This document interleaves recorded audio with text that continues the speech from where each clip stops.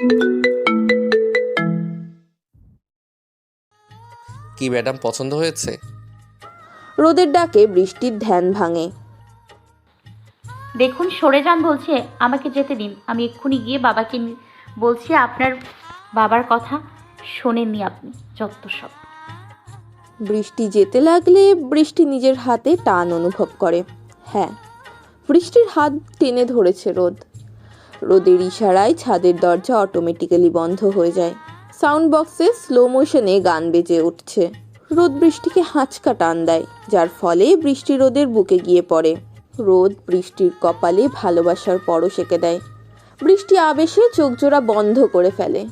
বৃষ্টি কেন যেন রোদকে ফিরিয়ে দিতে পারছে না। রোদের স্পর্শগুলো ভীষণভাবে অনুভব করছে সে। রোদ বৃষ্টিকে ঘুরিয়ে আবারও নিজের দিকে নিয়ে আসে। রোদ বৃষ্টির ঘাড়ে মুখ ডুবিয়ে কিস করে যাচ্ছে, আর বৃষ্টি বারবার কেঁপে উঠছে। রোদ বৃষ্টিকে কোলে করে বেডে শুইয়ে দিল এবং বেডের চারিদিকের পর্দা দিয়ে আবৃত করে দিল। বৃষ্টির হাতের সাথে নিজের হাত বিছানার সাথে চেপে ধরল, ঠোঁটে ঠোঁট ডুবিয়ে দিল। রোদের স্পর্শে বৃষ্টি বারবার কেঁপে উঠছে। চারিদিকের ক্যান্ডেলের আলো নিভু নিভু হয়ে নিভে গেল। পুরো ছাদ অন্ধকার। চাঁদের আলো পর্দা ভেদ করে বৃষ্টির মুখে পড়ছে। বৃষ্টিকে রোদের কাছে কোনো এক মায়া রাজ্যের মায়াবতী লাগছে। রোদ বৃষ্টিকে উপহার দিল এক ভালোবাসাময় রাত। সাহেল তার মেয়ে তারার যত সম্ভব তাড়াতাড়ি বিয়ে দিতে চান। এঙ্গেজমেন্টের তারিখও তিনি ঠিক করে ফেলেছেন। স্বপ্নের নীর বাড়িতে সবাইকে তিনি দাওয়াত দিতে এসেছেন। আকাশ কথাটা শোনার পর কিরকম রিয়্যাক্ট করবে তা বুঝতে পারছে না। আকাশ অসহায় দৃষ্টিতে তারার দিকে তাকিয়ে আছে। তারার চোখ দুটো ছলছল করছে, কিন্তু তারই বা কি করার আছে? কেন তারা, তুই কিভাবে অন্যের বউ হবি? আমি বা এসব মানতে পারছি না। কেনই বা আমার বুকের বাঁ পাশ খা খা করছে? মনে হচ্ছে আমার কলিজায় বারবার কেউ আমার ছুরি আঘাত করছে। তুমি যদি একবার বলতে তারা তোকে আমি ভালোবাসি, আমি কাউকে পরোয়া করতাম না আকাশ ভাইয়া, দুনিয়ার কাউকে না। কিন্তু তুমি তো আমাকে ভালোবাসো না, তুমি তো ওই দিশাকেই ভালোবাসো। আমাকে একটুও বুঝলে না। ওকে ফাইন, আমারও মনে তোমার জায়গা নেই। সাহেলের কথা শুনে কথা বলে ওঠে, এত তাড়াতাড়ি তারার বিয়ে দিচ্ছিস কেন ভাই? কিন্তু তাও এত তাড়াহুড়ো না করলে কি নয়? তাড়াহুড়ো করার কি আছে? তুমি তো জানো আবরার মির্জা আমাদের আত্মীয়। আদি ভাইয়া কিংবা নীল ভাইয়ার পরে আবরার ভাইয়া তো এখন বর্তমান ঈশানীর আত্মীয়। ওনার উপর আমার সম্পূর্ণ আস্থা। এদিকে বৃষ্টি চায়ের কাপ সাজাচ্ছে। রোদ বৃষ্টির কাছে দাঁড়িয়ে আছে। এটা কিভাবে পসিবল? তারা তো ভাইয়াকে ভালোবাসে, আর আমার ভাইটাও একটা ইডিয়েট হিরে রেখে কাচের পিছনে ছুটছে। উফ।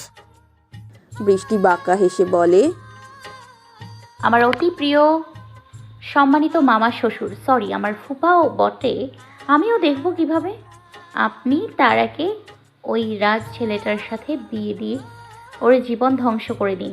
এছাড়া আপনার থেকে এর থেকেও আর কি আশা করা যায়? এবার আমি একটু বলি। তারা বৃষ্টির ফুপাতো বোন। ঈশানী মির্জা আদি মির্জা ও নীল মির্জার একমাত্র আদরের বোন ছিল। সাহেলের সাথে তার প্রেমের বিয়ে। বাকিটা আস্তে আস্তে বলবো সময় পেলে। রুমের চারিদিকে পায়চারি করে যাচ্ছে আকাশ। তার কেমন যেন অস্থির অস্থির লাগছে। না না, এ আমি কি ভাবছি? আমি কিভাবে তারাকে ভালোবাসতে পারি? ওকে তো আমি আমার বোনের চোখে দেখতাম। না, আমি দিশাকেই ভালোবাসি। আকাশ এইসব ভাবছিল, তখনই কেউ তার কাঁধে হাত রাখে। আকাশ তাকিয়ে দেখে রোদ এসেছে। তুই এখানে? কেন আসতে পারি না? পারিস। আমি এখন বুঝতে পারছি তুই কিছু একটা নিয়ে আপসেট। আজব, আমি আপসেট থাকবো কেন? ভাইয়া, সবসময় নিজের মনের সাথে লড়াই করবি না। সবসময় নিজের মন কি চায় সেটা শুনবি। সাময়িক মোহের জন্য নিজের সারা জীবনের ভালোবাসাকে হারিয়ে ফেলবি না। এই বলে রোদ মুচকি হেসে চলে যায়। এদিকে বৃষ্টিকে এখন বাইরে যেতে হবে। তখনই রোদ এসে পড়ে। এমা, আপনি এখনো যাননি? আপনার তো আজকে গানের রেকর্ডিং আছে। যাব। বৃষ্টি কিছু বলবে তার আগেই রোদ বৃষ্টির গলায় মুখ ডুবিয়ে দেয়। ছাড়ুন বলছি। রোদ বাঁকা হেসে বলে, আসলে তোমার গলায় কালকে রাতে আমার লাভ বাইটগুলো দেখে যাচ্ছিল, তার জন্য তোমাকে অনেক হট লাগছিল। ছি, অসভ্য।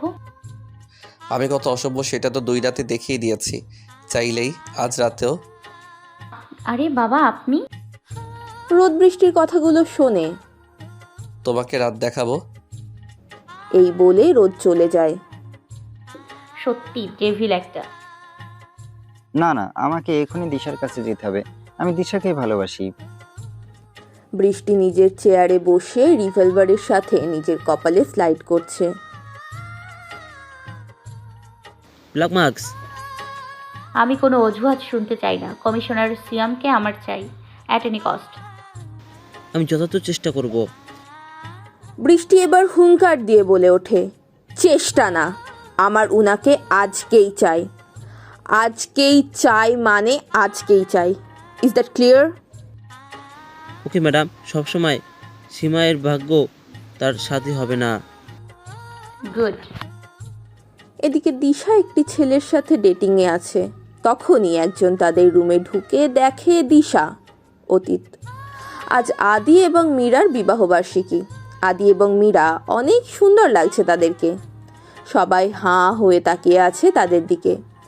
আদি সবুজ রঙের শেরওয়ানি পরেছে, চুলগুলো স্পাইক করা, একদম হিরো লুক। মীরাও আজ সবুজ শাড়ি পরেছে। মীরা আয়নায় নিজেকে দেখছিল, তখনই আদি মীরাকে জড়িয়ে ধরে। এই যে নেতা সাহেব, ছাড়ুন, বৃষ্টি এসে পড়বে, তখন ভালো হবে। নিজের বউ কেউ তো একটু জড়িয়ে ধরছি, আর মেয়ে আমাদের এখন খেলা করতেছে, সো চিল করো।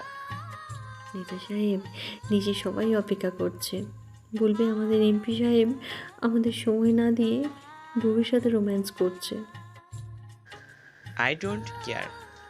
আমার মারুকে এত কিউট লাগতেছে, আর আমি একটু আদর করব না?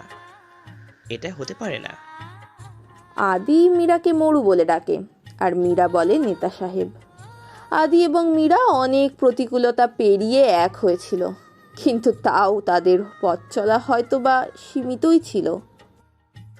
মারু, বলেন নেতা সাহেব। আমাদের এক হতে অনেক বাধা পেরোতে হয়েছে, তাই না? দেখতে দেখতে 10 বছর হয়ে গেল আমাদের বিয়ে। আমাদের ভালোবাসার চিহ্ন আমাদের বৃষ্টি আর অভি। আল্লাহর কাছে একটাই চাওয়া, নেতা সাহেব, তোমাকে আর আমার বৃষ্টির অভিকে নিয়ে যেন বাকি জীবনটা এভাবে সুখে দুঃখে কাটিয়ে দিতে পারি। ভালোবাসি। আমিও ভালোবাসি। বর্তমান। দিশা থরথর করে কাঁপছে। আসলে এই মুহূর্তে দিশা কি রিয়্যাক্ট করবে তা বুঝে উঠতে পারছে না, কেননা তার সামনে স্বয়ং আকাশ দাঁড়িয়ে। রুম ডেটিং করতে এসে এইভাবে যে দিশা ধরা খাবে তা সে কখনো ভাবেনি।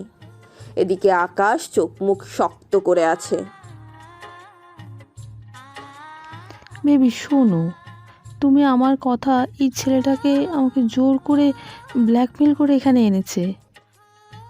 আরে বেবি, আমি কি কোনো এক্সকিউজ চেয়েছি বলো? আমি বুঝতে পেরেছি তোমার এতে কোনো দোষ নেই। আকাশের কথায় খানিকটা স্বস্তি পায় দিশা। বলদটা তাহলে বিশ্বাস করেছে। দিশাকে সম্পূর্ণ অবাক করে দিয়ে ঠাস করে একটা চড় বসিয়ে দেয় দিশার গালে। এত জোরে চড় মারায় দিশা খানিকটা ছিটকে পড়ে যায়। দিশা গালে হাত দিয়ে বলে ওঠে, আকাশ, খবরদার, তোর এই পাপি মুখে আমার নাম নিবি না। সত্যি তোর দোষ নেই, দোষ আমার। সাময়িক মোহে পড়ে নিজের ভালোবাসাটা বুঝতে পারিনি। সত্যি, I am the loser of the world. Yes, Akash Ahmed is a big stupid. কিন্তু না, এইবার আমাকে আমার ভুলটা শুধরাতে হবে। এই বলে আকাশ গট গট করে বেরিয়ে যায় সেখান থেকে। দিশা এখন কি করবে কিছুই বুঝতে পারছে না। ছেলেটাও বাঁকা হেসে রুম থেকে বেরিয়ে পড়ে। ছেলেটা আর একটা রুমে ঢোকে, সেখানে একজন বাঁকা হেসে ওয়াইনের বোতল ঘোরাতে ব্যস্ত। ম্যাডাম, কাজ শেষ। বৃষ্টি বাঁকা হেসে বলে, ভেরি গুড। এইসব কারসাজি বৃষ্টিই করিয়েছে। আসলে বৃষ্টি বুঝেছিল আকাশ তারাকে ভালোবাসে, কিন্তু সাময়িক মোহে পড়ে নিজের ভালোবাসাটা বুঝতে পারছিল না। তাই দিশার আসল চেহারাটা আকাশকে দেখানোর জন্যই ছেলেটাকে দিয়ে দিশাকে বেশি টাকার লোভ দেখায় বৃষ্টি আর এখানে নিয়ে আসে। দিশাও টাকার লোভে পড়ে ছেলেটার সাথে রুম ডেটে আসে। তারপর বৃষ্টি নিজেই ফলস নাম্বার দিয়ে আকাশকে ফোন করে বলে দিশা রুম ডেটে এসেছে। প্রথমে আকাশ বিশ্বাস করে না, কিন্তু পরে এখানে এসে বিশ্বাস করতে বাধ্য হয় সে। তোমার কাজ শেষ, এবার আসতে পারো। Okay madam.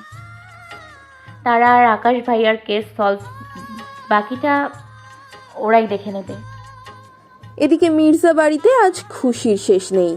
মির্জা বাড়ির ছোট ছেলে বিদেশ থেকে এতদিন পর আসছে বলে কথা, আরবের ছেলে আবির।